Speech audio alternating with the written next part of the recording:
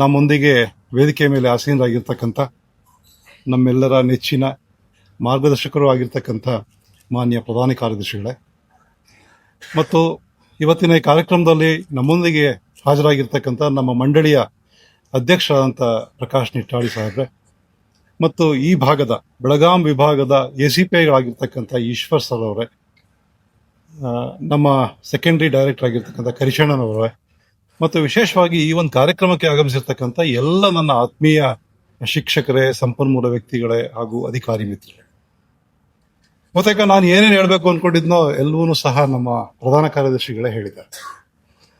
ನಾವು ಈ ಕಾರ್ಯಕ್ರಮವನ್ನು ಕಳೆದ 1 ತಿಂಗಳಿಂದ ರಾಜ್ಯದಾದ್ಯಂತ ಮಾಡ್ಕೊಂಡು ಬರ್ತಾ ಇದ್ದೀವಿ. ಆಕ್ಚುಲಿ ಫಸ್ಟ್ ನಮ್ಗೆ ಈ ರೀತಿ ಕಾರ್ಯಕ್ರಮ ಮಾಡಬೇಕು ಅಂತ ಅನಿಸಿದ್ದು ಹೈದರಾಬಾದ್ ಕರ್ನಾಟಕ ಭಾಗದಲ್ಲಿ ಅಲ್ಲಿಯ ACPI ಅವರವರು ಈ ರೀತಿ ಕಾರ್ಯಕ್ರಮವನ್ನು ಮಾಡಿದ್ರು. ಅವ್ರು ಏನ್ ಮಾಡಿದ್ರು ಅಂತ ಹೇಳಿದ್ರೆ, ಈಗ ನವೆಂಬರ್ವರೆಗೂ ಈಗಾಗಲೇ ಬಹುತೇಕ ಒಂದು 75 to 80% ಪೋರ್ಷನ್ಸ್ ಮುಗಿದೋಗಿತ್ತು.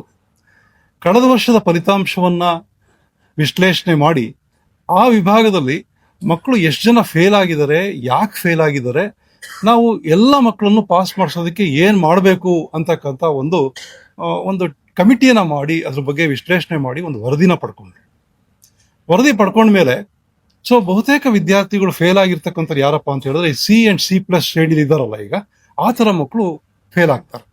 ಸೊ ಈ ಮಕ್ಕಳಿಗೆ ಸ್ವಲ್ಪ ಪುಷ್ ಮಾಡಿದ್ರೆ, ಆ ಮಕ್ಕಳನ್ನ ಸ್ವಲ್ಪ ನಾವು ಕಾನ್ಸಂಟ್ರೇಟ್ ಮಾಡಿದ್ರೆ ಖಂಡಿತ ಅವ್ರನ್ನ ಪಾಸ್ ಮಾಡಿಸ್ಬೋದು. ಸೊ ಈ C and C+ ಶ್ರೇಣಿನಲ್ಲಿ ಇರ್ತಕ್ಕಂಥ ಮಕ್ಕಳು ಪಾಸ್ ಆಗೋದಕ್ಕೆ ಏನ್ ಮಾಡಬೇಕು, ಮಿನಿಮಮ್ ಪಾಸಿಂಗ್ ಪರ್ಸೆಂಟೇಜ್ ತಗೊಳ್ಳೋದಕ್ಕೆ ಏನ್ ಮಾಡಬೇಕು ಅಂತ ಹೇಳಿ ಅವರು ಮಿಷನ್ 45 ಅಂತಕ್ಕಂಥ ಒಂದು ಹೆಸರಿನಲ್ಲಿ ಅವರ ವಿಭಾಗದಲ್ಲಿ ಈ ಚಟುವಟಿಕೆಯನ್ನು ಪ್ರಾರಂಭ ಮಾಡಿದ್ರು. ನಮಗೂ ಸಹ ಅಲ್ಲಿ ಹೋಗ್ಲಿಕ್ಕೆ ಒಂದು ಅವಕಾಶ ಸಿಕ್ತು. ನಾವು ಮತ್ತೆ ಈಶ್ವರ್ ಸರ್ ಸಹ ಬಂದಿದ್ರು. ನಾವು ರಾಯಚೂರಲ್ಲಿ ನಾವೆಲ್ಲ ಭಾಗವಹಿಸಿದ್ವಿ ಮತ್ತು ಎಲ್ಲ ಟೀಚರ್ಸ್ನು ಸಹ ನಾವು ಭೇಟಿ ಮಾಡಿ ಪ್ರತಿ ಕ್ಲಾಸ್ ರೂಮಲ್ಲಿ ಸಬ್ಜೆಕ್ಟ್ ವೈಸ್ ಅವ್ರ ಜೊತೆ ಇಂಟ್ರಾಕ್ಟ್ ಮಾಡಿದಾಗ ನಿಜವಾಗ್ಲೂ ಇದೊಂದು ತುಂಬಾ ಉಪಯುಕ್ತವಾಗಿರ್ತಕ್ಕಂಥ ಒಂದು ಕಾರ್ಯಕ್ರಮ ಅಂತ ಹೇಳ್ಬಿಟ್ಟು ನಮ್ಗೆ ಅವಾಗ ಅನಿಸ್ತು. ಅವಾಗ ಇಮಿಡಿಯೇಟ್ ಆಗಿ ನಮ್ಮ ಪ್ರಧಾನ ಕಾರ್ಯದರ್ಶಿಗಳು ಸಹ ಇದನ್ನ ರಾಜ್ಯದಾದ್ಯಂತ ಮಾಡೋಣ ಅಂತ ಹೇಳಿ ಅವರು ಸೂಚನೆ ಕೊಟ್ಟರು. ಸೊ ಹಾಗಾಗಿ ನಾವು DSCRT ವತಿಯಿಂದ ಏನು ಗುಲ್ಬರ್ಗಾ ವಿಭಾಗದಲ್ಲಿ ಮಾಡ್ಕೊಂಡಿರೋ ಮೆಟೀರಿಯಲ್ ಅದೆಲ್ಲವನ್ನೂ ಸಹ ತರಿಸ್ಕೊಂಡು ಅದಕ್ಕೆ ಇನ್ನೂ ಸ್ವಲ್ಪ ರಿಫೈನ್ ಮಾಡಿ ಅದನ್ನ ಎಲ್ಲ ಜಿಲ್ಲೆಗಳಿಗೂ ಸಹ ಹಂಚ್ಬಿಟ್ಟು ಈಗ ಡಿವಿಷನ್ ವೈಸ್ ಈ ಕಾರ್ಯಾಗಾರಗಳನ್ನ ಮಾಡ್ಕೊಂಡು ಬರ್ತಾ ಇದ್ದೀವಿ. ನಮ್ದು ಮೈಸೂರು, ಬೆಂಗಳೂರು, ಗುಲ್ಬರ್ಗಾ ವಿಭಾಗದ ಈ ರೀತಿ ಕಾರ್ಯಾಗಾರ ಬಹುತೇಕ ಮುಗಿದೋಗಿದೆ. ಸೊ ಇನ್ನು ಉಳಿದಿರ್ತಕ್ಕಂಥ ವಿಭಾಗದ ಕಾರ್ಯಾಗಾರ ಇವತ್ತಿಂದ ಇಲ್ಲಿ ಪ್ರಾರಂಭವಾಗಿದೆ. ನಾಳೆ ದಿವಸನೂ ಸಹ ನಾವು ಹುಬ್ಬಳ್ಳಿನಲ್ಲಿ ಉಳಿದಿರ್ತಕ್ಕಂಥ ಜಿಲ್ಲೆಗಳ ಒಂದು ಕಾರ್ಯಾಗಾರವನ್ನು ನಡೆಸ್ತಾ ಇದ್ದೇವೆ. ಸೊ ಈ ಕಾರ್ಯಾಗಾರದಲ್ಲಿ ಬಹಳ ದೊಡ್ಡ ಪ್ರಮಾಣದಲ್ಲಿ ತಾವೆಲ್ಲರೂ ಸಹ ಬಂದಿದ್ದೀರಿ. ನಿಮ್ಮ ಜವಾಬ್ದಾರಿ ಬಹಳ ಮುಖ್ಯ. ನಾವು 1 ಗಂಟೆಯಲ್ಲಿ ಹೇಳ್ಬಿಟ್ಟು ಏನ್ ಮಾಡಬೇಕು ಅಂತ ಹೇಳ್ಬಿಟ್ಟು ಹೊರಟೋಗ್ತೀವಿ. ಆದ್ರೆ ಇದು ಆಕ್ಚುಲ್ ಆಗಿ ನಾವಿವತ್ತು ಏನೇನು ನಿಮ್ಮ ಜೊತೆಯಲ್ಲಿ ಚರ್ಚೆ ಮಾಡ್ತೀವಿ ಈ ಎಲ್ಲ ಅಂಶಗಳನ್ನು ಸಹ ಟೀಚರ್ಸ್ಗೆ ತಲುಪಬೇಕು, ಅವ್ರ ಮೂಲಕ ವಿದ್ಯಾರ್ಥಿಗಳಿಗೆ ತಲುಪಬೇಕು. ಸೊ ಅವ್ರಿಗೆ ತಲುಪಿಸೋದಕ್ಕೆ ನೀವೇ ಸಾಧನ. ಸೊ ನೀವು ಕರೆಕ್ಟ್ ಆಗಿ ಅಲ್ಲಿ ಟ್ರೈನಿಂಗ್ ಅನ್ನ ಕೊಟ್ರೆ ಖಂಡಿತ ಈಗ ಏನ್ ನಾವು 100% ರಿಸಲ್ಟ್ ಅಚೀವ್ ಮಾಡಬೇಕು ಅಂತ ಹೇಳಿ ಪ್ಲಾನ್ ಮಾಡ್ಕೊಂಡಿದ್ದೀವಿ, ಅದು ಯಶಸ್ಸನ್ನ ಗಳಿಸಲಿಕ್ಕೆ ಸಾಧ್ಯ. ಸೊ ಹಾಗಾಗಿ ನೀವೆಲ್ಲ ಏನ್ ಮಾಡಬೇಕು, ಸೊ ಇವತ್ತಿನ ಕಾರ್ಯಾಗಾರದಲ್ಲಿ 100% ಇನ್ವಾಲ್ವ್ ಆಗಿ ನಾವು ನಿಮ್ಗೆ ಏನೇ ಡೌಟ್ ಇದ್ರು ಸಹ ಬಗೆಹರಿಸ್ಕೊಂಡು ಇವತ್ತು ಏನೇನು ಹೇಳ್ತಾರೆ ನಮ್ಮ ಸಂಪನ್ಮೂಲ ವ್ಯಕ್ತಿಗಳು ಅಂತ ಹೇಳ್ಬಿಟ್ಟು ಈಗಾಗಲೇ ನಾವು ಐಡೆಂಟಿಫೈ ಮಾಡ್ಕೊಂಡಿದ್ದೀವಿ. ಆ ಎಲ್ಲ ಸಂಪನ್ಮೂಲ ವ್ಯಕ್ತಿಗಳು ಸುಮಾರು 2 to 3 ಅವರ್ಸ್ ನಿಮ್ ಜೊತೆಯಲ್ಲಿ ಇಂಟ್ರಾಕ್ಟ್ ಮಾಡ್ತಾರೆ. ಅದರಲ್ಲಿ ಹೇಗಿರುತ್ತೆ ಅಂತ ಹೇಳಿದ್ರೆ, ಈಗ ನಮ್ಗೆ ಉಳಿದಿರ್ತಕ್ಕಂಥದ್ದು ಕೇವಲ 95 ಡೇಸ್ ಅಷ್ಟೇ. ಪರೀಕ್ಷೆ ತುಂಬಾ ಬೇಗ ಹತ್ರ ಬರ್ತಾ ಇದೆ. ಸೊ ಈ ಉಳಿದಿರ್ತಕ್ಕಂಥ ಸಮಯದಲ್ಲಿ ಮಿನಿಮಮ್ ಪಾಸ್ ಆಗೋದಿಕ್ಕೆ ಪ್ರತಿ ಚಾಪ್ಟರ್ನಲ್ಲಿ ಏನ್ ಮಾಡಬೇಕು, ಪ್ರತಿ ವಿಷಯದ ಪ್ರತಿ ಚಾಪ್ಟರ್ನಲ್ಲಿ ಮಗುನ ಹೇಗೆ ಕಲಿಸ್ಬೇಕು ಅಂತಕ್ಕಂಥದ್ದನ್ನ ಅವರು ಪ್ಲಾನ್ ಮಾಡ್ಕೊಂಡಿದ್ದಾರೆ. ಸೊ ಅವರು ಅದನ್ನ ನಿಮ್ಮ ಮುಂದೆ ಮಂಡನೆ ಮಾಡ್ತಾರೆ. ಸೊ ಮಂಡನೆ ಮಾಡಿದ್ದಾದ್ಮೇಲೆ ನಿಮ್ಗೆ ಗೊತ್ತಾಗುತ್ತೆ, ಈಗ ಉದಾಹರಣೆಗೆ ಡಿಸೆಂಬರ್ ತಿಂಗಳಲ್ಲಿ ಯಾವ ಚಾಪ್ಟರ್ಸ್ಗೆ, ಉದಾಹರಣೆಗೆ ವಿಜ್ಞಾನದ ವಿಷಯದಲ್ಲಿ ಯಾವ ಚಾಪ್ಟರ್ಸ್ಗೆ ಡಿಸೆಂಬರ್ ತಿಂಗಳಲ್ಲಿ ನಾವು ಹೆಚ್ಚು ಒತ್ತನ್ನು ಕೊಡಬೇಕು, ನೆಕ್ಸ್ಟ್ ಜನವರಿಲಿ ಏನ್ ಮಾಡಬೇಕು, ಫೆಬ್ರವರಿಲಿ ಏನ್ ಮಾಡಬೇಕು ಅಂತ ಹೇಳ್ಬಿಟ್ಟು ಮಂತ್ ವೈಸ್ ಪ್ಲಾನ್ ಅನ್ನು ಅವರು ಹಾಕೊಂಡಿದ್ದಾರೆ. ಇದ್ರ ಜೊತೆಗೆ ವೆರಿ ಇಂಪಾರ್ಟೆಂಟ್ ಥಿಂಗ್, ಈಗ ಮೇಡಮ್ ಹೇಳ್ತಾ ಇದ್ರು ನಾವು ಬ್ಲೂ ಪ್ರಿಂಟ್ ಅನ್ನ ಬಿಟ್ಟಿದೀವಿ ಅಂತ ಹೇಳ್ಬಿಟ್ಟು. ಸೊ ಬ್ಲೂ ಪ್ರಿಂಟ್ ನಾವು ಹಿಂದೆನೂ ಸಹ ಬಿಡ್ತಾ ಇದ್ವಿ, ಬಟ್ ಅದೇನಾಗ್ತಾ ಇತ್ತು, ಬ್ಲೂ ಪ್ರಿಂಟ್ ನಮ್ದು ಥೀಮ್ ವೈಸ್ ಇರ್ತಿತ್ತು. ನಿಮ್ಗೆಲ್ಲ ಗೊತ್ತಿದೆ, ನಮ್ಮ ಎಲ್ಲಾ ಬ್ಲೂ ಪ್ರಿಂಟ್ ಥೀಮ್ ವೈಸ್ ಇರ್ತಿತ್ತು. ಆದ್ರೆ ಈ ಸಾರಿ ನಾವು ಬಿಟ್ಟಿರ್ತಕ್ಕಂಥ ಬ್ಲೂ ಪ್ರಿಂಟ್ ಅನ್ನ ನೀವು ನೋಡ್ಬೋದು, ಅದು ಚಾಪ್ಟರ್ ವೈಸ್. ಸೊ ಈ ರೀತಿ ಚಾಪ್ಟರ್ ವೈಸ್ ಕೊಟ್ಟಿರೋದ್ರಿಂದ ಶಿಕ್ಷಕರಿಗೆ ಏನ್ ಅನುಕೂಲ ಆಗುತ್ತೆ, ಸೊ ಚಾಪ್ಟರ್ ವೈಸ್ ಮಕ್ಕಳಿಗೆ ಯಾವ್ದ್ರ ಬಗ್ಗೆ ಹೆಚ್ಚಿನ ಒತ್ತು ಕೊಡಬೇಕು ಅಂತಕ್ಕಂಥದ್ದು ಗೊತ್ತಾಗುತ್ತೆ. ಸೊ ಇದರಿಂದ ನೀವು ಪ್ಲಾನ್ ಮಾಡೋಕೆ ತುಂಬಾ ಅನುಕೂಲ ಆಗುತ್ತೆ. ಈ ವಿದ್ಯಾರ್ಥಿಗಳಿಗೆ ಈ ಚಾಪ್ಟರ್ನಲ್ಲಿ ಏನ್ ಕಲಿಸ್ಬೇಕು, ಕನಿಷ್ಠ ಪಾಸ್ ಆಗೋದಕ್ಕೆ ಏನ್ ಕಲಿಸ್ಬೇಕು ಅಂತಕ್ಕಂಥ ಕಲಿಕಾಂಶಗಳನ್ನ ನೀವು ಗುರ್ತಾಕೊಳ್ಳೋದಕ್ಕೂ ಸಹ ತುಂಬಾ ಅನುಕೂಲ ಆಗುತ್ತೆ. ಸೊ ಅದನ್ನ ಈಗಾಗಲೇ ನಿಮ್ಮ ಸಂಪನ್ಮೂಲ ವ್ಯಕ್ತಿಗಳು ಮಾಡಿಬಿಟ್ಟಿದ್ದಾರೆ. ಪ್ರತಿ ವಿಷಯದಲ್ಲಿ, ಪ್ರತಿ ಚಾಪ್ಟರ್ನಲ್ಲಿ ಬ್ಲೂ ಪ್ರಿಂಟ್ ಪ್ರಕಾರ ಮಿನಿಮಮ್ ಪಾಸ್ ಆಗೋದಕ್ಕೆ ಏನೆಲ್ಲ ಕಲಿಕಾಂಶಗಳನ್ನ ಕಲಿಸ್ಬೇಕು ಅಂತಕ್ಕಂಥದ್ದನ್ನ ನಿಮ್ಮ ಸಂಪನ್ಮೂಲ ವ್ಯಕ್ತಿಗಳು ಇವತ್ತು ಪ್ಲಾನ್ ಮಾಡಿ ಇಟ್ಕೊಂಡಿದ್ದಾರೆ. They are waiting. ಸೊ ನೀವು ಬಂದು ನೀವು ಕ್ಲಾಸ್ ವೈಸ್ ಕೂತ್ಕೊಂಡಿದ ತಕ್ಷಣ ಇಮಿಡಿಯೇಟ್ ಆಗಿ ನಿಮ್ಗೆ ಅವರು ಪ್ರೆಸೆಂಟ್ ಮಾಡ್ತಾರೆ. ಸೊ ಅವಾಗ ನಿಮ್ಗೆ ನಿಮ್ಮ ವಿಷಯದಲ್ಲಿ ಯಾವ ವಿಷಯಕ್ಕೆ, ಯಾವ ಕಲಿಕಾಂಶಕ್ಕೆ ಒತ್ತು ಕೊಡಬೇಕು ಇನ್ನು ಉಳಿದಿರ್ತಕ್ಕಂಥ ಟೈಮ್ನಲ್ಲಿ ಅಂತಕ್ಕಂಥದ್ದು ಗೊತ್ತಾಗುತ್ತೆ. ಅದನ್ನ ನೀವು ಟೀಚರ್ಸ್ಗೆ ಟ್ರಾನ್ಸ್ಫರ್ ಮಾಡಿ. ಸೊ ನೀವು ಇಮಿಡಿಯೇಟ್ ಆಗಿ ನಿಮ್ಮ ತಾಲೂಕು ಹೋದಾಗ ಅದಕ್ಕೂ ಸಹ ಟೈಮ್ ಟೇಬಲ್ ಅನ್ನ ಕೊಡ್ತಾರೆ ನಿಮ್ಮ ACP ಅವರು. ಸೊ ಆವತ್ತಿನ ದಿವಸ ಆ ಸಬ್ಜೆಕ್ಟ್ ಟೀಚರ್ಸ್ ಅನ್ನ ಇಬ್ಬಿಬ್ರು ಬಂದಿದ್ದೀರಿ ನೀವು. ಸೊ ನೀವಿಬ್ರು ಸೇರ್ಕೊಂಡು ನಿಮ್ಮ ತಾಲೂಕಿನಲ್ಲಿ ಇರ್ತಕ್ಕಂಥ ವಿಷಯವಾರು ಶಿಕ್ಷಕರಿಗೆ ಈ ತರಬೇತಿಯನ್ನು ಕೊಡಬೇಕು. ಈ ತರಬೇತಿ ಕೊಟ್ಟಾಗ ಇಲ್ಲಿ ವೆರಿ ಇಂಪಾರ್ಟೆಂಟ್ ಥಿಂಗ್ ಮೇಡಮ್ ಹೇಳ್ತಾ ಇದ್ರು, ಈ ಸಾರಿ ವೆಬ್ಸೈಟ್, ನಮ್ಮ ಮಂಡಳಿ ವೆಬ್ಸೈಟ್ ಅನ್ನ ಬಹುತೇಕ ನೀವೆಲ್ಲರೂ ನೋಡಿದ್ದೀರಿ. ನಾವು ಮೆಗಾ ಪೇರೆಂಟ್ ಟೀಚರ್ ಮೀಟಿಂಗ್ ಮಾಡಿದಾಗಲೂ ಸಹ ಬಹುತೇಕ ನಿಮ್ಮ ಶಾಲೆನಲ್ಲಿ ಅದಕ್ಕೆ ಸಂಬಂಧಪಟ್ಟಂತೆ ಇರ್ತಕ್ಕಂಥ ವಿಡಿಯೋಸ್ ಇರ್ಬೋದು, ಮತ್ತೆ ನಮ್ಮ ವೆಬ್ಸೈಟ್ ನಲ್ಲಿ ವಿಶೇಷವಾಗಿ ಸ್ಟೂಡೆಂಟ್ ಕಾರ್ನರ್ ಅಂತಕ್ಕಂಥ ಒಂದು ವಿಂಡೋನ ಹಾಕಿರ್ತಕ್ಕಂಥದ್ದು ಬಹುತೇಕ ನೀವೆಲ್ಲ ನೋಡಿರ್ತೀರಿ. ಇವತ್ತಿನ ದಿವಸ ಇನ್ನೊಮ್ಮೆ ನಿಮ್ಗಳಿಗೆ ನಮ್ಮ ಸಂಪನ್ಮೂಲ ವ್ಯಕ್ತಿಗಳು ಆ ಸ್ಟೂಡೆಂಟ್ ಕಾರ್ನರ್ ಅನ್ನ ಪರಿಚಯ ಮಾಡಿಸ್ಕೊಡ್ತಾರೆ. ಸೊ ಆ ಸ್ಟೂಡೆಂಟ್ ಕಾರ್ನರ್ ಅನ್ನು ನೋಡಿದ ತಕ್ಷಣ ನಿಮ್ಗೆ ಅದರಲ್ಲಿ ಎಲ್ಲ ಅಂಶಗಳು, ಈಗೇನು ಮೇಡಮ್ ತಮ್ಮ ಮುಂದೆ ಹೇಳ್ತಾ ಇದ್ರು, ಎಲ್ಲ ಅಂಶಗಳು ಅದರಲ್ಲಿದೆ. ಮೊದಲನೇದಾಗಿ ಬ್ಲೂ ಪ್ರಿಂಟ್ ಇದೆ, ವಿಷಯವಾರು ಬ್ಲೂ ಪ್ರಿಂಟ್ ಅನ್ನು ನಾವು ಅದ್ರಲ್ಲಿ ಹಾಕಿದ್ದೀವಿ. ಅದಾದ್ಮೇಲೆ ಪ್ರಿಪರೇಟರಿ ಎಕ್ಸಾಮಿನೇಷನ್ ಇನ್ನೇನು ಬರ್ತಾ ಇದೆ, ಈಗ ಜನವರಿ ಮೊದಲನೇ ವಾರದಲ್ಲಿ ಪ್ರಿಪರೇಟರಿ ಎಕ್ಸಾಮ್ ಸ್ಟಾರ್ಟ್ ಆಗ್ತಾ ಇದೆ. ಆ ದಿನಾಂಕಗಳನ್ನ ನಾವು ಈಗಾಗಲೇ ಸೂಚಿಸಿದೀವಿ. ಅದಾದ್ಮೇಲೆ ಮಾಡೆಲ್ ಕ್ವಶನ್ ಪೇಪರ್, ನಾವು 4 ಸೆಟ್ ಮಾಡೆಲ್ ಕ್ವಶನ್ ಪೇಪರ್ ಹಾಕಿದೀವಿ. ಶಾರ್ಟ್ಲಿ ಅದ್ರ ಕೀ ಆನ್ಸರ್ ಸಹ ಬಹುತೇಕ ಎಲ್ಲ ಬಂದಿದೆ. ಸೋಮವಾರದೊಳಗಡೆ ನಾವು ಅದು ಕೀ ಆನ್ಸರ್ಸ್ ಸಹ ಅಪ್ಲೋಡ್ ಮಾಡ್ತೀವಿ. ಸೊ ನಿಮ್ಗೆ ಅನುಕೂಲ ಆಗಲಿ ಅನ್ನೋ ಉದ್ದೇಶಕ್ಕೋಸ್ಕರ.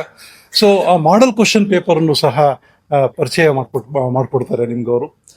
ಇದಲ್ಲದೆ ಬಹಳ ಹೇಳ್ತಾ ಇದ್ರು, ಆಕ್ಚುಲಿ ಈ ಸಾರಿ ಲೆಸನ್ ಬೇಸ್ಡ್ ಅಸೆಸ್ಮೆಂಟ್ ಮಾಡಿದೀವಿ ಅಂತ ಹೇಳ್ಬಿಟ್ಟು. ಇದು ತುಂಬಾ ಒಳ್ಳೆ ಕಾನ್ಸೆಪ್ಟ್. ಲೆಸನ್ ಬೇಸ್ಡ್ ಅಸೆಸ್ಮೆಂಟ್ ನಾವೇನ್ ಮಾಡ್ತಾ ಇದ್ವಿ, 2-3 ಚಾಪ್ಟರ್ ಆದ್ಮೇಲೆ ನಾವು ಫಾರ್ಮೇಟಿವ್ ಅಸೆಸ್ಮೆಂಟ್ ಅನ್ನ ಮಾಡ್ತಾ ಇದ್ವಿ ನಮ್ಮ CCE ಬಂದ್ಮೇಲಿಂದ. ಸೊ ಈಗೇನ್ ಮಾಡ್ತಾ ಇದೀವಿ, ಪ್ರತಿ ಚಾಪ್ಟರ್ಲ್ಲೂ ಸಹ ಕನಿಷ್ಠ 20 ಅಂಕಗಳಿಗೆ ನೀವು ಲೆಸನ್ ಬೇಸ್ಡ್ ಅಸೆಸ್ಮೆಂಟ್ ಅನ್ನ ಮಾಡ್ತಾ ಇದ್ವಿ. ಆ ಲೆಸನ್ ಬೇಸ್ಡ್ ಅಸೆಸ್ಮೆಂಟ್ ಪೋರ್ಟಲ್ ಸಹ ಇದೆ. ಅದರಲ್ಲಿ ಬಹಳ ದುಃಖಕರವಾದ ವಿಷಯ ಅಂತ ಹೇಳಿದ್ರೆ, ಬಹಳಷ್ಟು ಸ್ಕೂಲ್ಗಳಲ್ಲಿ ಇನ್ನೂ ಸಹ ಅದನ್ನ ಅಪ್ಲೋಡ್ ಮಾಡಿಲ್ಲ. ಅದೊಂದು ದಯಮಾಡಿ ನಿಮ್ಮ ಶಾಲೆಗಳು ಮತ್ತೆ ನೀವೇ ನೆಕ್ಸ್ಟ್ ಟ್ರೈನಿಂಗ್ ಕೊಡ್ತೀರಿ, ಆ ಟ್ರೈನಿಂಗ್ ಕೊಡೋ ಸಂದರ್ಭದಲ್ಲಿ ಎಲ್ಲ ಟೀಚರ್ಸ್ಗೂ ಹೇಳಿ ಆ ಲೆಸನ್ ಬೇಸ್ಡ್ ಅಸೆಸ್ಮೆಂಟ್ ಅಲ್ಲಿ ಏನು ಅವರು ನಮೂದು ಮಾಡಿದ್ದಾರೆ ಅವೆಲ್ಲವನ್ನೂ ಸಹ ಅವರು ಅಪ್ಲೋಡ್ ಮಾಡೋದಕ್ಕೆ ತಿಳಿಸಿ. ಸೊ ಲೆಸನ್ ಬೇಸ್ಡ್ ಅಸೆಸ್ಮೆಂಟ್ ಮಾಡೋದ್ರಿಂದ ಏನಾಗುತ್ತೆ ಅಂತ ಹೇಳಿದ್ರೆ, ಆ ಲೆಸನ್ ಬೇಸ್ಡ್ ಅಸೆಸ್ಮೆಂಟ್ ಪ್ರತಿ ಚಾಪ್ಟರ್ ನಲ್ಲಿ ಮಗು ಎಷ್ಟು ಕಲ್ತಿದೆ, ಏನೇನು ಕಲ್ತಿಲ್ಲ ಅಂತಕ್ಕಂಥದ್ದು ಇಂಡಿವಿಜುವಲ್ ಚೈಲ್ಡ್ ಅಟೆನ್ಷನ್ ಕೊಡೋದಕ್ಕೆ ನಮಗೆ ತುಂಬಾ ಅನುಕೂಲ ಆಗುತ್ತೆ. ಸೊ ಆ ಲೆಸನ್ ಬೇಸ್ಡ್ ಅಸೆಸ್ಮೆಂಟ್ ಈಗಾಗಲೇ ನೀವು ಮಾಡ್ಕೊಂಡು ಬಂದಿರೋದ್ರಿಂದ, ಫಾರ್ಮೇಟಿವ್ ಅಸೆಸ್ಮೆಂಟ್ ಮಾಡ್ಕೊಂಡು ಬಂದಿರೋದ್ರಿಂದ, ಮತ್ತೆ ಇನ್ನೊಂದು ಈ ವರ್ಷ ವಿಶೇಷವಾಗಿ ಸಮೇಟಿವ್ ಅಸೆಸ್ಮೆಂಟ್ 1 ಅನ್ನು ಸಹ ನಾವು ಬೋರ್ಡಿಂದಲೇ ಮಾಡಿದ್ವಿ. ಸೊ ಅದರದ್ದು ಅನಾಲಿಸಿಸ್ ಅನ್ನು ನೋಡಿದಾಗಲೂ ಸಹ ನನಗೇನು ಅಷ್ಟೊಂದು ಫಲಿತಾಂಶ ಚೆನ್ನಾಗಿದೆ ಅಂತ ಅನ್ನಿಸ್ತಿಲ್ಲ. ಅವಾಗಲೂ ಸಹ ಆಲ್ಮೋಸ್ಟ್ 70% ರಿಸಲ್ಟ್ ಅಷ್ಟೇ ಇದ್ದಿದ್ದು. Summative assessment across the state percentage ತೆಗೆದುಕೊಂಡಾಗ ಓನ್ಲಿ 70% ಆಫ್ ಸ್ಟೂಡೆಂಟ್ಸ್ ಅಷ್ಟೇ ಪಾಸ್ ಆಗಿರ್ತಕ್ಕಂಥ ಗಮನಿಸಿದ್ವಿ. ಸೊ ನೋಡಿ, ಇನ್ನೂ ನಮ್ಮ ಪ್ರಿಪರೇಷನ್ ಎಷ್ಟು ಮಟ್ಟಿಗೆ ಆಗಬೇಕು ಅಂತಕ್ಕಂಥದ್ದು ತೋರಿಸುತ್ತೆ. ಸೊ ಇವೆಲ್ಲವನ್ನೂ ಸಹ ಇಟ್ಕೊಂಡು ನೀವು school wise, subject wise analysis ಮಾಡಿಕೊಂಡು ಕಲಿಕೆಯಲ್ಲಿ ಹಿಂದುಳಿದಿರ್ತಕ್ಕಂಥ ಮಕ್ಕಳನ್ನ ಗುರುತಿಸ್ಕೋಬೇಕಾಗತ್ತೆ. ಬಹುತೇಕ ಈಗ ಎಲ್ಲ ಶಾಲೆನಲ್ಲೂ ಸಹ ಅವರವರ ವಿಷಯದಲ್ಲಿ ಕಲಿಕೆಯಲ್ಲಿ ಹಿಂದುಳಿದಿರ್ತಕ್ಕಂಥ ಮಕ್ಕಳನ್ನ ಈಗಾಗಲೇ ಗುರುತಿಸ್ಕೊಂಡಿರ್ತಾರೆ. ಸೊ ಆ ಗುರುತಿಸ್ಕೊಂಡಿರ್ತಕ್ಕಂಥ ಮಕ್ಕಳಿಗೆ ನಾವೇನ್ ಸ್ಟೂಡೆಂಟ್ ಕಾರ್ನರ್ ಅಲ್ಲಿ ಹೇಳಿದೀವಿ, ಇವೆಲ್ಲ ಅಂಶಗಳನ್ನು ಅವ್ರ ಜೊತೆಯಲ್ಲಿ ಚರ್ಚೆ ಮಾಡ್ಬೇಕು. ಮತ್ತೆ ಇನ್ನೊಂದು ಬಹಳ ಮುಖ್ಯವಾಗಿರ್ತಕ್ಕಂಥ ಅಂಶ, ಟೀಚರ್ಸು ಅವರು ಪೇರೆಂಟ್ಸ್ ಜೊತೆಯಲ್ಲೂ ಸಹ ಚರ್ಚೆ ಮಾಡ್ತಾರೆ. ಪೇರೆಂಟ್ಸ್ ಗೊತ್ತಿರ್ಬೇಕು ಈ ವರ್ಷ ಆ 10th ಸ್ಟ್ಯಾಂಡರ್ಡ್ ಓದ್ತಾ ಇರ್ತಕ್ಕಂಥ ಮಕ್ಕಳು ಎಲ್ಲಿ ಕಲಿತಾ ಇಲ್ಲ, ಮತ್ತೆ ಇನ್ನು ಉಳಿದಿರ್ತಕ್ಕಂಥ 3 ತಿಂಗಳಲ್ಲಿ ಆಸ್ ಎ ಪೇರೆಂಟ್ ನನ್ನ ಜವಾಬ್ದಾರಿ ಏನು ಅಂತಕ್ಕಂಥದ್ದನ್ನ ಆ ಟೀಚರ್ಸು ಪೇರೆಂಟ್ಸ್ಗಳ ಜೊತೆಯಲ್ಲಿ ಮೀಟಿಂಗ್ ಮಾಡಿ ತಿಳಿಸ್ಬೇಕಾಗಿರ್ತಕ್ಕಂಥ ಒಂದು ಜವಾಬ್ದಾರಿ ಸಹ ಇದೆ. ಇದನ್ನ ನೀವು ನೆಕ್ಸ್ಟ್ ಟ್ರೈನಿಂಗ್ ಹೋದ ಸಂದರ್ಭದಲ್ಲಿ ಪ್ರತಿ ಟೀಚರ್ಗೂ ಸಹ ಹೇಳಿ ಅವ್ರಿಗೆಲ್ರಿಗೂ ಸಹ ಏನೇನು ಮಾಡಬೇಕು ಅಂತಕ್ಕಂಥ ಒಂದು ಪಟ್ಟಿನ ನೀವು ಅವ್ರಿಗೆ ಹೇಳಬೇಕಾಗುತ್ತೆ. ಸೊ ರಿಸಲ್ಟ್ 100%, ಇದು ಮುಖ್ಯವಾಗಿ ನೀವು ತಿಳ್ಕೊಬೇಕಾಗಿರ್ತಕ್ಕಂಥ ಬಹಳ ಮುಖ್ಯವಾಗಿರ್ತಕ್ಕಂಥ ಅಂಶ. ಜೊತೆಗೆ ನಾನು ಕಳೆದ ವರ್ಷದ ಈ 4 ಜಿಲ್ಲೆಗಳ ಫಲಿತಾಂಶವನ್ನು ನೋಡ್ತಾ ಇದ್ದೆ. ಈ ಬೆಳಗಾಂ ಮತ್ತು ಚಿಕ್ಕೋಡಿ ಎಕ್ಸಾಮಿನೇಷನ್ 1ರಲ್ಲಿ ಫಲಿತಾಂಶ ಬಂದಿದ್ದು ಕೇವಲ 62%. ಹಾಗೇನೆ ನಮ್ಮ ಸಿರ್ಸಿ ಮತ್ತು ಕಾರವಾರ ಈ ಜಿಲ್ಲೆಗಳಲ್ಲಿ 80-83% ಫಲಿತಾಂಶ ಬಂದಿದೆ. ಸೊ ಒಟ್ಟಾರೆ ನಾನು ಇವತ್ತಿನ ಸ್ಟ್ಯಾಟಿಸ್ಟಿಕ್ಸ್ ಅನ್ನು ನಮ್ಮ ಬೋರ್ಡ್ ಅಲ್ಲಿ ರಿಜಿಸ್ಟ್ರೇಷನ್ ಏನು ನಡೀತಾ ಇದೆ ಸ್ಟ್ಯಾಟಿಸ್ಟಿಕ್ಸ್ ಅನ್ನು ನೋಡಿದಾಗ ಲಾಸ್ಟ್ ಇಯರ್ ಸುಮಾರು 1,20,000 ವಿದ್ಯಾರ್ಥಿಗಳು ಫೇಲ್ ಆಗಿದ್ರು. ಸೊ 1,20,000 ಫೇಲ್ ಕ್ಯಾಂಡಿಡೇಟ್ ಅಲ್ಲಿ ರಿಪೀಟರ್ಸ್ ಈ ವರ್ಷ ಇದುವರೆಗೂ ರಿಜಿಸ್ಟರ್ ಆಗಿರ್ತಕ್ಕಂಥ ಸಂಖ್ಯೆ ಕೇವಲ 66,000. ಇನ್ನು 54,000 ಮಕ್ಕಳು ಎಲ್ಲೋದ್ರು? This is very important thing. 54,000 ಮಕ್ಕಳು OIC ಆಗೋಗ್ಬಿಟ್ಟು ಮುಂದಕ್ಕೆ ಹೋಗ್ತಲೇ ಇಲ್ಲ. ಅವ್ರ ಸೋಷಿಯಲ್ ಲೈಫ್ ಅನ್ನ ಕಳ್ಕೊಳ್ತಾರೆ. ಒಂದು ಆಂಟಿ ಸೋಷಿಯಲ್ ಎಲಿಮೆಂಟ್ ಆಗೋದಕ್ಕೆ ಇದೇ ಮುಖ್ಯ ಕಾರಣ ಆಗ್ತದೆ. ಸೊ ಅದರಿಂದ ಅದನ್ನ ಅವಾಯ್ಡ್ ಮಾಡಬೇಕು ಅಂತ ಹೇಳಿದ್ರೆ ನಮ್ಮ ಜೊತೆ ಇರ್ತಕ್ಕಂಥ ಪ್ರತಿ ಮಗುನೂ ಪಾಸ್ ಆಗ್ಬೇಕು. ಸೊ ಈ ವರ್ಷ ನಮ್ ಗುರಿ ಪ್ರತಿ ಮಗುನೂ ಸಹ ಪಾಸ್ ಮಾಡಿಸ್ತಕ್ಕಂಥ. ಸೊ ಈ 54,000 ಮಕ್ಕಳನ್ನ ಎಲ್ಲಿ ಕರ್ಕೊಂಬರೋದು ಇವಾಗ? ಸೊ ಅದರಿಂದ ಮುಂದಿನ ವರ್ಷ ಯಾವುದೇ ಕಾರಣಕ್ಕೂ ಈ ರೀತಿ ಆಗ್ಬಾರ್ದು, ಅದು ನಿಮ್ ಗಮನದಲ್ಲಿರಲಿ. ಮತ್ತೆ ಇನ್ನೊಂದು ಅಂಶ, ಈಗ ಸ್ಯಾಟ್ಸ್ ಅಲ್ಲಿ ಇರ್ತಕ್ಕಂಥ ಸಂಖ್ಯೆಗೂ ಆಕ್ಚುಯಲ್ ರಿಜಿಸ್ಟ್ರೇಷನ್ ಆಗಿರ್ತಕ್ಕಂಥ ಸಂಖ್ಯೆಗೂ ಸುಮಾರು 30,000 ವ್ಯತ್ಯಾಸ ಇದೆ. ಇಡೀ ಸ್ಟೇಟ್. ನಾನು ಬೇಕಾದ್ರೆ ಸ್ಕೂಲ್ ವೈಸ್ ಡೇಟಾನೇ ಕೊಡ್ತೀನಿ. ನಿಮ್ಮ BEOs, ನಿಮ್ಮ ನೋಡಲ್ ಆಫೀಸರ್ಸ್ಗೆಲ್ಲ ಲಾಗಿನ್ ಅಲ್ಲೇ ಅದು ಲಭ್ಯ ಇದೆ. ಅಂದ್ರೆ 30,000 ಮಕ್ಕಳು ಎಲ್ಲೋದ್ರು? ರಿಜಿಸ್ಟ್ರೇಷನ್ ಆಗಿಲ್ವಲ್ಲ. ಸೊ ಇದು ಪ್ರತಿಯೊಂದು ಸಹ ತುಂಬಾ ಯೋಚನೆ ಮಾಡಬೇಕಾಗಿರ್ತಕ್ಕಂಥ ವಿಷಯ. ಅಂದ್ರೆ ಈ ಮಕ್ಕಳು ಎಲ್ಲಿ ಹೋಗ್ತಾ ಇದ್ದಾರೆ ಅಂತಕ್ಕಂಥದ್ದು. ಅದರಿಂದ ಪ್ರತಿ ಮಗುನೂ ಸಹ ಮುಖ್ಯ ನಮಗೆ. ನೀವು ನಾಳೆ ಟ್ರೈನಿಂಗ್ ಕೊಡೋ ಸಂದರ್ಭದಲ್ಲಿ ಟೀಚರ್ಸ್ಗೆಲ್ಲ ಇದನ್ನ ಗಮನಕ್ಕೆ ತರಬೇಕು. ಅವ್ರ ಸ್ಕೂಲಲ್ಲಿ 30 ಜನ ಇದ್ರೆ 30 ಜನನು ಎವ್ರಿ ಡೇ ಸ್ಕೂಲ್ಗೆ ಬರ್ತಾ ಇದಾರಾ ಇಲ್ವಾ ನೋಡ್ಬೇಕು. 30 ಜನನು ಸಹ ಯಾವ ತರ ಕಲಿಕೆಯಲ್ಲಿ ಮುಂದುವರಿತಾ ಇದ್ದಾರೆ ಅಂತಕ್ಕಂಥದ್ದನ್ನ ನೋಡ್ಬೇಕು. ಪ್ರತಿ ಮಗುನು ಸಹ ಟ್ರ್ಯಾಕ್ ಮಾಡ್ಬೇಕು. ಅದು ಬಹಳ ಮುಖ್ಯವಾಗಿರ್ತಕ್ಕಂಥ ಅಂಶ. ಸೊ ಅದರಿಂದ ಏನ್ ರಿಜಿಸ್ಟ್ರೇಷನ್ ಇನ್ನೂ ಆಗ್ಬೇಕಾಗಿದೆ, ದಯಮಾಡಿ ನಿಮ್ಮ ಟೀಚರ್ಸ್ ಹೇಳಿ. ಇನ್ನೂ ಸಹ ನಾವು 15 ದಿವಸ ಎಕ್ಸ್ಟೆಂಡ್ ಮಾಡ್ತೀವಿ ಬೇಕಾದ್ರೆ ರಿಜಿಸ್ಟ್ರೇಷನ್ ಅನ್ನ. ಈ ಉಳಿದಿರ್ತಕ್ಕಂಥ 66,000 ರಿಪೀಟರ್ಸ್ ಏನಿದ್ದಾರೆ ಅವ್ರನ್ನೂ ಸಹ ಎಕ್ಸಾಮಿನೇಷನ್ ಕಟ್ಟಿ ಪಾಸ್ ಆದ್ರೆ, ಯಾಕೆಂದ್ರೆ ಈಗ ಪಾಸ್ ಮಾಡೋದಕ್ಕೆ ಬಹಳ ಸುಲಭ. ನಿಮ್ಗೆಲ್ಲ ಗೊತ್ತಿದೆ, ಸರ್ಕಾರ ಈ ವರ್ಷ 35% ಇಂದ 33% ಇಳಿಸಿದೆ. ಅದರಲ್ಲೂ internal external put together. So ಇದೊಂದು ಅವಕಾಶವನ್ನ ಬಳಸ್ಕೊಂಡು ಈ ರಿಪೀಟರ್ಸ್ ಪಾಸ್ ಆದ್ರೆ ಅಷ್ಟು ಜನ ವೇಸ್ಟ್ ಆಗುತ್ತಪ್ಪ. ದಯಮಾಡಿ ಇದೊಂದನ್ನು ಸಹ ನೀವು ನೆಕ್ಸ್ಟ್ ತಾಲೂಕ್ ಲೆವೆಲ್ ಟ್ರೈನಿಂಗ್ ಕೊಡುವಂತ ಸಂದರ್ಭದಲ್ಲಿ ಆ ಟೀಚರ್ಸ್ ಹೇಳಿ, ಅವರವರ ಶಾಲೆ ವ್ಯಾಪ್ತಿನಲ್ಲಿ ಲಾಸ್ಟ್ ಟೈಮ್ ಎಕ್ಸಾಮಿನೇಷನ್ ಫೇಲ್ ಆಗಿ ಈ ವರ್ಷ ರಿಪೀಟರ್ ಆಗಿ ಕಟ್ಟದಲ್ಲೇ ಇರ್ತಕ್ಕಂಥ ವಿದ್ಯಾರ್ಥಿಗಳನ್ನ ದಯಮಾಡಿ ಐಡೆಂಟಿಫೈ ಮಾಡಿ ಅವ್ರ ಕಡೆನಲ್ಲಿ ರಿಜಿಸ್ಟ್ರೇಷನ್ ಅನ್ನ ಮಾಡಿಸಿ ಅಂತ ಹೇಳಿ. ಆಕ್ಚುಲಿ ಈ ವರ್ಷ ರಿಜಿಸ್ಟ್ರೇಷನ್ ಅನ್ನ ರೆಗ್ಯುಲರ್ ರಿಪೀಟರ್ಸ್ ಮತ್ತು ಪ್ರೈವೇಟ್ ರಿಪೀಟರ್ಸ್ ಮತ್ತು ಪ್ರೈವೇಟ್ ಫ್ರೆಷರ್ಸ್ ಏನಿದೆ ನಾವು ಅದು ಆನ್ಲೈನ್ ಮಾಡ್ಬಿಟ್ಟಿದ್ವಿ. ಸೊ ಇದು ಆನ್ಲೈನ್ ಮಾಡಿದ್ರಿಂದ ಎಷ್ಟು ಬೆನಿಫಿಟ್ ಆಯ್ತು ಅಂತ ಹೇಳಿದ್ರೆ, ಪ್ರತಿ ವರ್ಷ ನಾರ್ಮಲಿ ಒಂದು 18,000 ಜನ ಪ್ರೈವೇಟ್ ಕ್ಯಾಂಡಿಡೇಟ್ಸ್ ನಮ್ಗೆ ಎಕ್ಸಾಮ್ ಕೊಟ್ಟರು.